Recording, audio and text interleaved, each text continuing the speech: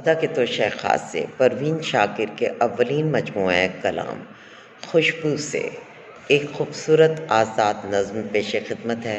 नज़्म का उन्वान है डिपार्टमेंटल स्टोर में। पर्ल का natural pink, Revlon hand lotion, Elizabeth Arden का ब्लश ऑन भी, मेडोरा फिर नेल पॉलिश का कोई नया शेड आया मेरे इस बनफशी दुपट्टे से मिलती हुई। रैमल में लिपस्टिक मिलेगी, हाँ वो ट्यूलिप का शैम्पू भी दीजिएगा।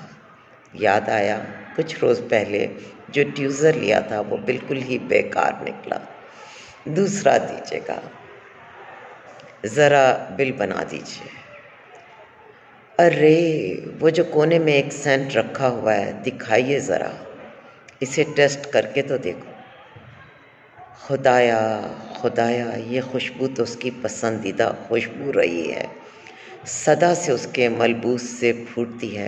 ज़रा इसकी कीमत बता दे। इस कदर? अच्छा यूँ कीजिए, बाकी चीज़ें कभी और ले जाऊंगी, आज तो सिर्फ इस सेंट को पैक कर दीजिए।